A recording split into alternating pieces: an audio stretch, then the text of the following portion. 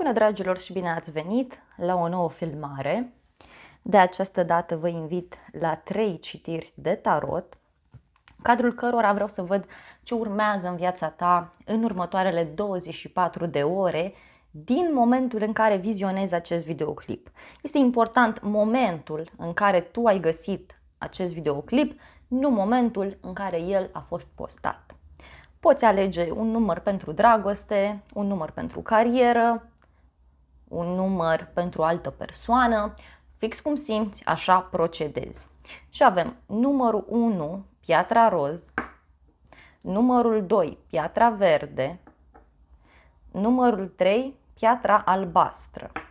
O să te rog să alegi intuitiv și ne vedem la numărul sau la numerele alese de tine. Bine ați revenit, dragii mei, cei care ați ales piatra roz. Haideți să vedem ce urmează pentru voi în următoarele 24 de ore. Din momentul în care vizionezi această filmare. Hai să vedem situația, ce anume se întâmplă și rezultatul final.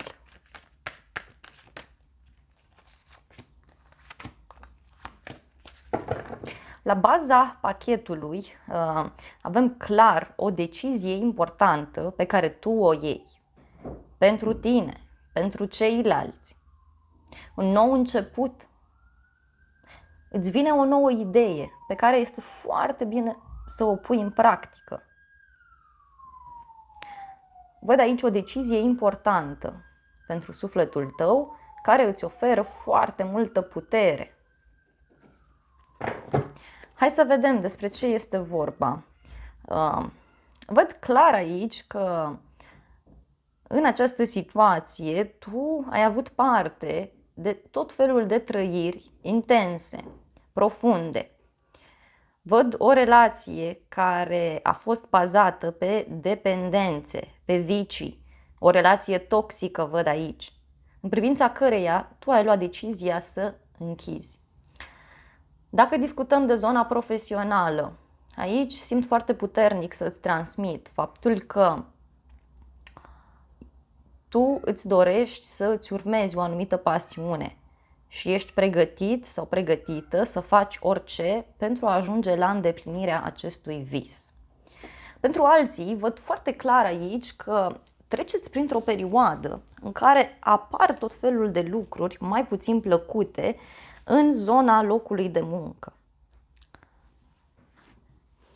Cei care vă căutați un loc de muncă, vedeți că aveți șanse să găsiți, însă este foarte important să vă urmați și voi pasiunea. Hai să vedem, regele de spade, foarte puternic văd aici faptul că unii dintre voi aveți o legătură cu o persoană foarte rece, o persoană foarte ciudată, dificilă. Poate să fie o persoană singură, divorțată, o persoană văduvă. Mai văd aici o legătură pe care o aveți în legătură cu o instituție, o legătură puternică, poate cu zona actelor. Și văd că reușești să clarifici ceva. Mai văd o legătură cu zona intelectuală, deci zona studiilor. Tu aici reușești să clarifici ceva, reușești să ajungi la o reușită. Ultima carte pentru tine, rezultatul, văd 4 de bâte. O întâlnire foarte plăcută pe care o ai cu o persoană dragă ție, în cadrul căreia reușești să-ți clarifici ceva. Tu găsești o soluție la o problemă. Parcă organizezi o petrecere, organizezi un eveniment. Mai văd o decizie importantă care se ia în legătură cu o căsătorie sau în legătură cu un eveniment important pentru sufletul tău. O întâlnire pe care o poți avea cu o persoană foarte dragă ție. Vreau să clarificăm puțin. 4 de bâte. Bun, 4 de bâte, uite, vine cu o bucurie foarte, foarte mare și vine cu această senzație că reușești să-ți clarifici ceva foarte important pentru sufletul tău. Reușești să rezolvi ceva important pentru tine.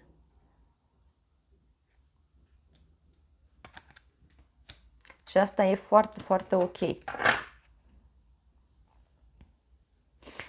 Două femei te pot ajuta foarte mult, însă clar mai văd aici faptul că o situație toxică din viața ta se clarifică.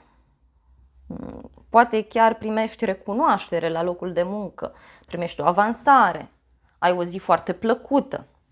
Hai să vedem zodiile implicate. Și avem Capricorn, Leu, Berbec, Săgetător, Gemeni, Balanță, Vărsător. Dar nu este neapărat nevoie să ai legătură cu aceste zodii. Acestea au fost previziunile pentru tine. Eu îți mulțumesc pentru atenție. Nu uita să te abonezi, să apeși clopoțelul, apasă și butonul de like și de asemenea te invit cu drag să distribui aceste videoclipuri dacă vrei să mă ajuți și dacă vrei să mulțumești. Pentru cei interesați, vă aștept în comunitatea acestui canal să vă alăturați. Vă îmbrățișez și vă aștept la încă un alt număr sau la o altă citire dacă vreți să mai vizionați. Să aveți o zi superbă! Bine ați revenit, dragii mei, cei care ați ales piatra verde. Hai să vedem ce mesaje avem pentru voi. Să vedem trecutul, prezentul și viitorul. Situația în care ești tu. Ce anume se întâmplă? Care este rezultatul în următoarele 24 de ore? Hai să vedem, dragii mei.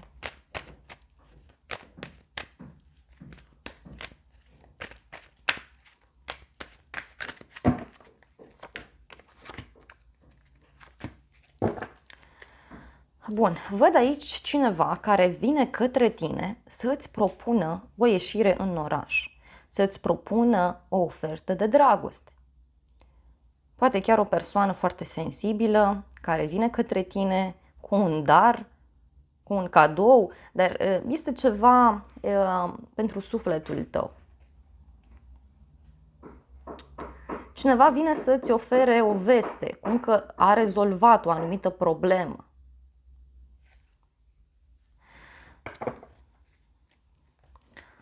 Drumuri foarte multe văd în această zi. Către locuri dragi ție, drumuri pentru a te întâlni cu persoane importante pentru sufletul tău. Și hai să vedem. Situația este 2 de spade. Dacă ai întrebat de o relație, de iubire, aici văd foarte clar o lipsă de comunicare. Cineva nu comunică. De asemenea, văd o persoană care are de luat o decizie și care evită să-ți spună sau care evită să vorbească, da, cu tine. Pot apărea probleme de comunicare pentru unii dintre voi, dar clar văd aici pe cineva, sau poate ești tu această persoană care ai de luat o decizie și nu prea știi ce să faci. Vezi că apar niște semne în niște drumuri pe care le faci sau îți apar niște semne în această zi de la niște persoane foarte dragi sufletului tău. Pot fi persoane care se află într-o altă țară sau într-un alt oraș. Hai să vedem ce anume se întâmplă. Wow! O arcană majoră. Să știi că este o zi foarte intensă pentru tine. O zi în care ai parte de o bucurie foarte mare. Se întâmplă ceva absolut nebunesc. Poate chiar mergi într-un loc nou, faci o nebunie, poate să apară la locul de muncă o noutate plăcută, iar pentru cei care vă căutați un job, un loc de muncă, aveți ocazia să găsiți, dar este ceva total neașteptat și poate doar momentan aflați de disponibilitatea acelui loc, nu neapărat că în 24 de ore vă și angajați. Deci și pentru unii este posibil și acest aspect, pentru că vă văd aici destul de temători în legătură cu acest nou început. Văd clar aici că tu taci, analizezi, nu vorbești foarte mult și vrei să acționezi, da? Vrei să faci ceva. Apare ca o eliberare. Ca o eliberare din punct de vedere emoțional, în mod special. Este o zi în care nu neapărat se întâmplă lucruri fizice, în schimb o simți foarte intens din punct de vedere emoțional. Sunt evenimente importante pentru inima ta. Cei singuri, vedeți că puteți să cunoașteți o nouă persoană. Rezultatul final, 5 de bâte. Da? Văd aici clar o discuție în contradictoriu pe care o ai cu o persoană dragă ție.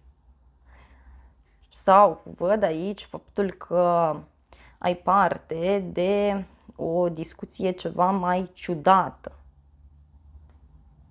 5 de bâte reprezintă și o senzație de gelozie, dar și faptul că te contrazici cu cineva. Hai să vedem nebunul. La locul de muncă pot apărea situații tensionate. Să vedem ce îți spune nebunul. Wow! Pentru femei, vedeți că e vorba de o veste bună care apare în legătură cu un bărbat. Poate să fie o rudă sau poate să fie persoana iubită. Ai parte de o bucurie foarte mare de la un bărbat foarte sensibil. Și uite ce sfaturi frumoase primești. Iar pentru cei care vă aflați într-o relație, să știți că această noutate pe care o faceți, această nouă activitate, vă unește relația. Această noutate care apare în viața ta, în viața celuilalt, vă unește relația. Vă face relația mult mai stabilă, mult mai frumoasă.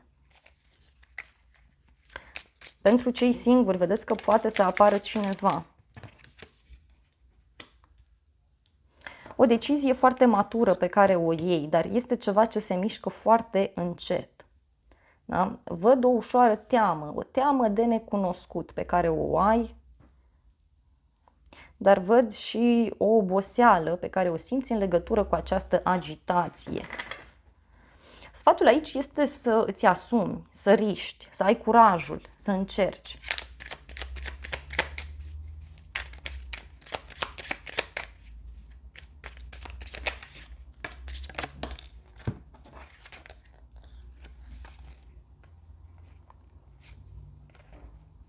Uite, aici văd o veste foarte bună pe care o primești din partea unei instituții, din partea unui șef. Însă văd și foarte clar că astăzi ai ocazia să înveți niște lucruri noi legate de zona birocratică, legate de spiritualitate pentru alții dintre voi.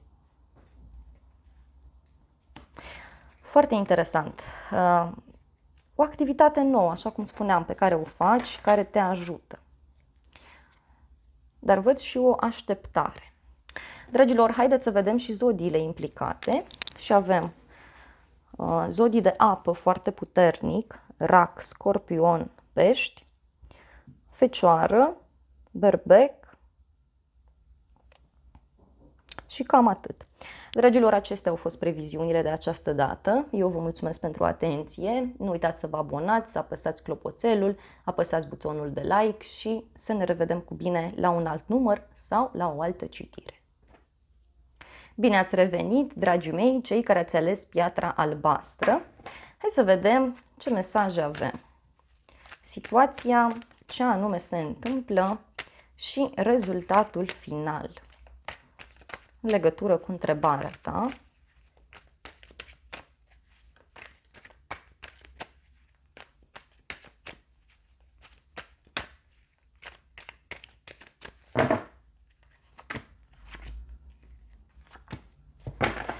Aici văd foarte multă comunicare pentru tine în următoarele 24 de ore.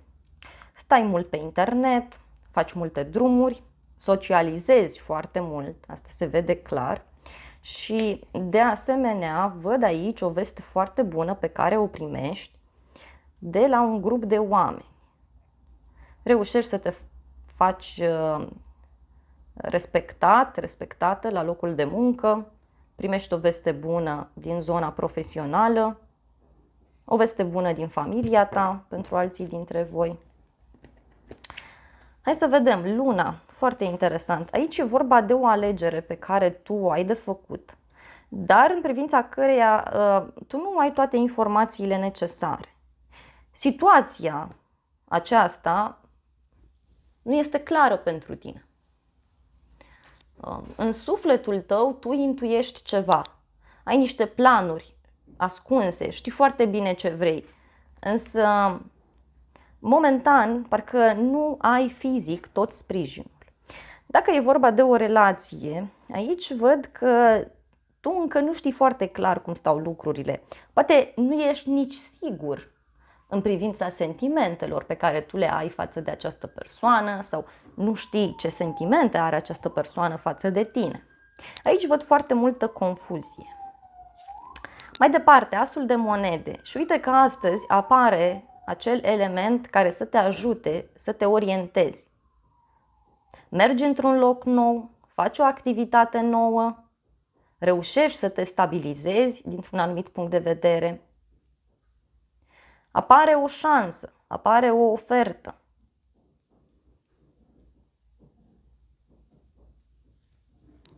O noutate plăcută pentru casă, pentru familie. Poate chiar e vorba de o activitate nouă pe care o faci împreună cu persoana iubită.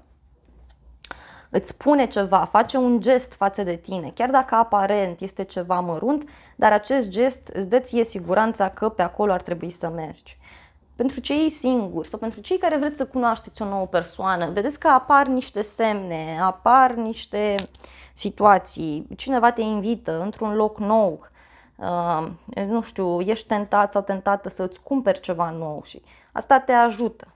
Da? Ultima carte, Asul de cupe, foarte frumos, deci pentru tine clar este o zi cu vești bune, văd o veste de pace, o veste bună. Asul de cupe vine iarăși cu o dorință care se poate îndeplini. O veste bună care apare la locul de muncă. De asemenea, văd liniște, văd pace pe zona profesională. Iar în plan personal, parcă trăiești un sentiment nou alături de persoana dragă ție. Hai să vedem mai departe. Wow!